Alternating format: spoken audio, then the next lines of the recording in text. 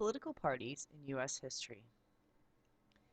Modern Americans' divided opinions of political parties would not be surprising to the founders, who viewed political parties with suspicion.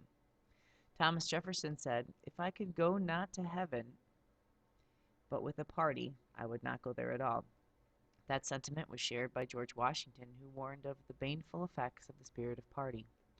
Despite those reservations, political parties began to emerge in the United States during the debate over the ratification of the Constitution, with both Washington and Jefferson instrumental in their creating. Those who advocated ratification and a strong central government were called the Federalists, and those who opposed ratification and favored states' rights were called Anti-Federalists. I know that you know that from APUSH, but make sure you write it down. Thus began the first party system in the United States. Party system refers to the number and competitiveness of political parties in the polity. For example, a government may have a two-party system in which one party is ascending in power. As we will see, the demarcation of party systems typically occurs in hindsight, when social scientists recognize points where there has been realignment, a shift in party allegiances or electoral support. So make sure you understand that we don't know this when it's happening. We have to look back and see it. Although these shifting allegiances have played a pivotal role in shaping the context of politics since the country's early days, the founders generally believed that parties threatened the stability of the fledgling democracy. Most thought that political parties enabled individuals and groups to pursue self-serving interests that were often contrary to the common good.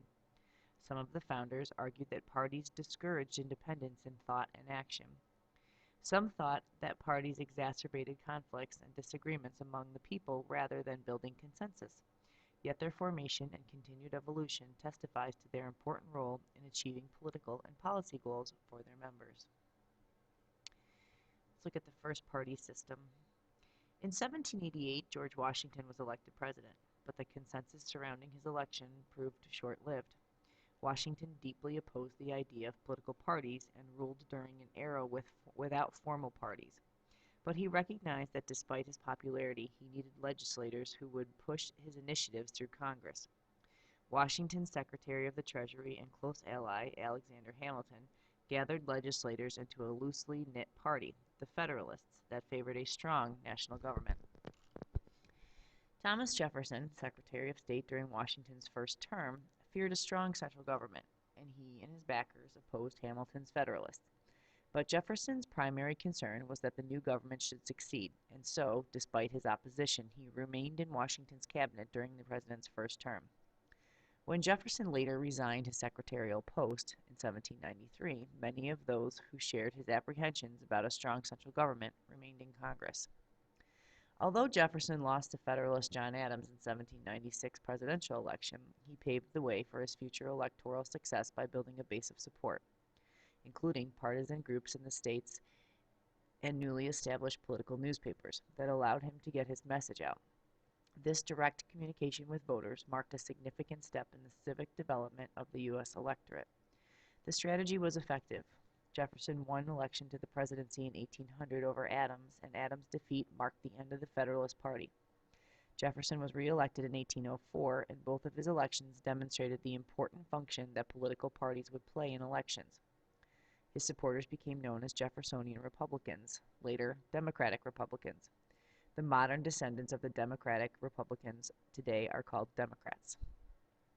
The Jeffersonian Republicans' effective campaign tactics of communicating with voters, along with the absence of well-organized opposition, resulted in their continued dominance between 1815 and 1828. Historians call those years the era of good feelings, largely because the widespread popular support for Democratic-Republican presidents James Madison, James Monroe, and John Quincy Adams. The second party system. By 1828, some dissension among the Jeffersonian Republicans was becoming apparent. Members of the party, including the charismatic military general and politician Andrew Jackson of Tennessee, chafed at the elitism of the party and the era. That Jacksonian Democrats, the name of the new coalition that Jackson formed, emphasized leadership through merit rather than birth. They espoused populism, a philosophy supporting the rights and empowerment of the masses, particularly in the area of political participation, and the spoils system in which political supporters were rewarded with jobs, from the phrase, "to the victor go the spoils." The Jacksonian Democrats succeeded in mobilizing the masses, sweeping Jackson to victory in the presidential election of 1828. Political parties had become the medium through which many Americans were politicized, and in 1828, for the first time, more than 1 million Americans cast their ballots in the presidential contest. Jackson's populism marked a critical step in opening up the civic life of the polity to many new groups of citizens who had not been involved in politics previously. It redefined not only who was eligible to succeed as political leaders, but also who should be eligible to participate in the selection of those leaders. Historian Richard McCormick noted that Jacksonian Democrats extended voting rights to all white adult males, changed the mechanism for selecting presidential electors to popular elections by voters instead of the state legislatures, and increased the importance of the party convention, in effect giving party members more say in candidate selection. And although women would not gain the right to vote until 1920, the Jacksonian era saw the formal beginnings of the women's suffrage movement with the formation of the two major women's suffrage organizations and the advent of the Seneca Falls Convention in 1848 in support of expanded rights for women. During the 1830s, Southern plantation owners and Northern industrialists became concerned about the impact the Democrats' populism would have on economic elites. Their mutual interests crystallized in the formation of the Whig Party in 1836, which succeeded in electing two presidents, William Henry Harrison and John Tyler, who succeeded Harrison upon his death. But the era of the second party system ultimately was defined by the long-standing effects that Jacksonian principles would have on U.S. politics, namely through the politicization of previously excluding masses of citizens, many of whom had been initiated into the rights of full citizenship and others of whom had begun the struggle to win their own status as full citizens. The third party system. In the 1850s, slavery became the primary concern for both the Whigs and the Democrats. The highly charged issue divided the Whig Party into pro-slavery and abolitionist factions, and the party consequently faded away. In its place, a new anti-slavery, the Republicans, also called the Grand Old Party or GOP, took shape in 1854 and gained the support of abolitionist Whigs and Northern Democrats. The victory of the Republican presidential nominee, Abraham Lincoln, in the election of 1860 marked the beginning of a period of dominance of the anti-slavery Republicans, which continued even after the Civil War. During this time, the Republican Party enjoyed strong support from newly enfranchised African American voters. Although many African Americans in the South were prevented from exercising their right to vote through threats, intimidation, and tactics such as the white primary, African Americans in the North widely voted Republican. They would remain strong supporters of the party of Lincoln for decades. During this time, political parties grew very strong, and political machines came to dominate the political landscape. A political machine was both a corrupt and a useful organization that dominated politics around the turn of the 20th century, particularly in cities. Think Boss Tweed. Each political machine was headed by a boss, whose power rested on a system of patronage. A party leader used patronage as a device to reward political supporters, rather than individuals who might demonstrate greater merit or particular competence. With jobs or government contracts, in exchange, those receiving patronage would vote for the party and might be expected to volunteer on a campaign or kick back some of their wages to the party. Although political machines were known for corruption, they did accomplish some good. Richard Croker was political boss of Tammany Hall, New York City's Democratic Party political machine from 1886 until 1902. He explained, "Think of what New York is and what the people of New York are. One half are of foreign birth. They do not speak our language. They do not know our laws. There is no denying the service which Tammany has rendered to the Republic. There is no such organization for taking hold of the untrained, friendless man and converting him into a citizen. Who else would do it if we did not?" On that score, Crocker was right. At the time, political machines provided the vital services of socializing a generation of immigrants to democracy and to the American way of political life. Some machines, including Tammany Hall, generated widespread political participation, and some allowed the participation of women. Political machines helped integrate immigrants into the social, economic, and political fabric of the United States, usually by awarding jobs for loyalty to the party. And in an era when the federal government had not yet become a large-scale provider of social services, Urban political machines also provided a safety net for the injured, the elderly, and the widows. The fourth party system. The 1896 presidential election between populist Democrat William Jennings Bryan and Republican William McKinley marked the beginning of a new era in party politics. Bryan appealed widely to Protestants, Southerners, Midwesterners, and rural dwellers who were suspicious of Catholic, ethnic, working-class immigrants in the urban Northeast. McKinley emphasized economic growth and development and garnered support from industrialists, bankers, and even working-class factory workers who saw his backing of business as being good for the economy. McKinley won the election handily, his victory ushering in an era of Republican dominance in presidential politics that would last until the election of 1912. That year, Teddy Roosevelt, who had succeeded McKinley as president in 1901 after McKinley's assassination and who had been elected president as a Republican in 1904, ran in the presidential election as a progressive.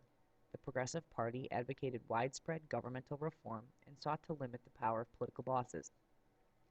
The Republicans split between William Howard Taft's regular Republican and Roosevelt's progressive power Democrat Woodrow Wilson to the presidency with only 42% of the popular vote.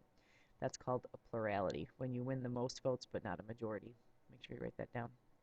As Wilson's Democratic administration ended up enacting many of the Progressive Party proposals, the power of the urban political machines declined.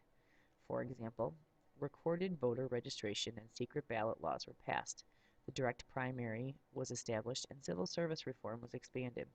The national leaders who spearheaded those measures designed them to take political power out of the boss's hands and give it to the electorate. After Wilson's 2 terms, the Republicans continued to enjoy the support of business elites and in the industrial working class. They also benefited from the backing of many African Americans in the northern cities who continued to support the party of Lincoln, and of whom voters, many of whom had been activists in the progressive movement. With this widespread and diverse support, the Republicans retained control of the presidency through the 1920s. The fifth party system. When the stock market crashed in 1929, the economy entered the deep downturn that history remembers as the Great Depression.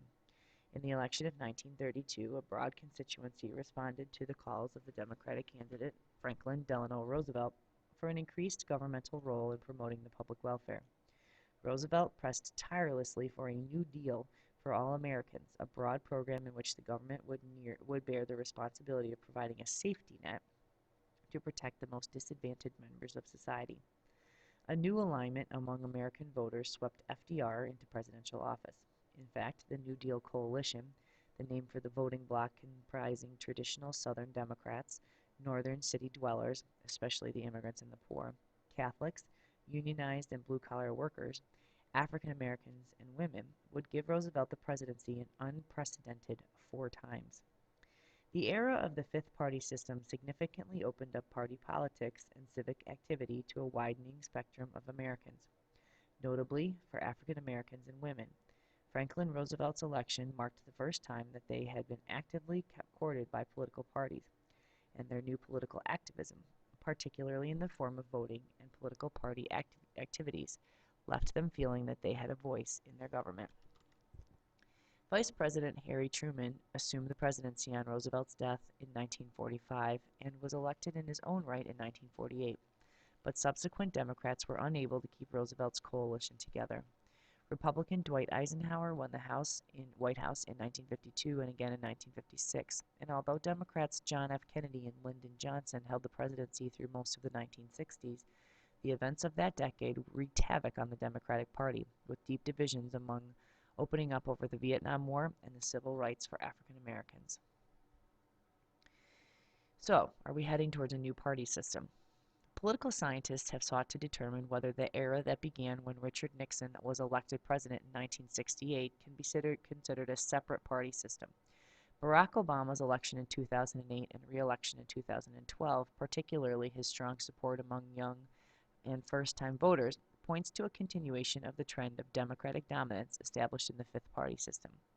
But Republican dominance of the presidency since 1968, coupled with increasing support of the Republican Party by Southern whites and the increasing activism of conservative Christians in the party, gives support to the claim that a new party system has emerged.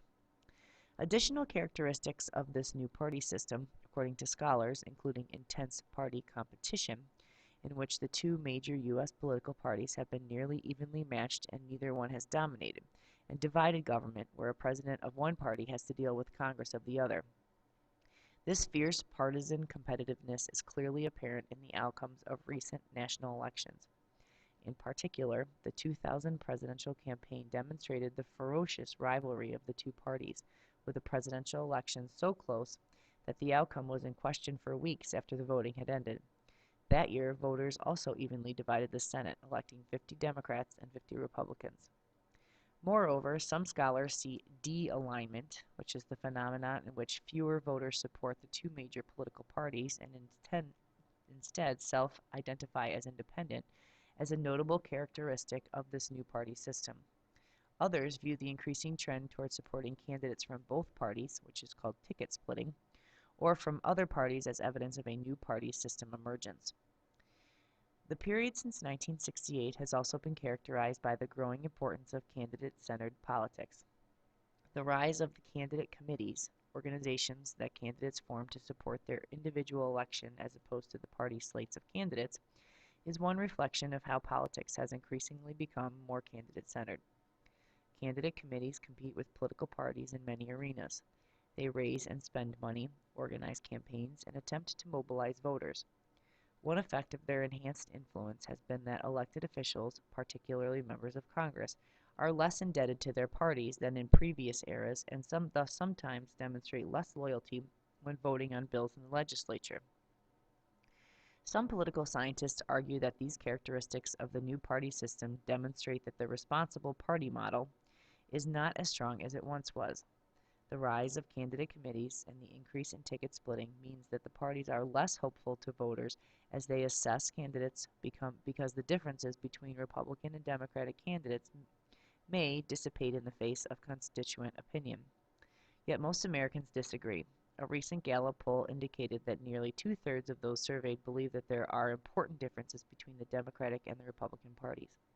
And the research of some scholars indicates that party elites, including elected officials and former elected officials, have increased their control in selecting party presidential nominees, suggesting a potential revival of the importance of parties as players in politics today.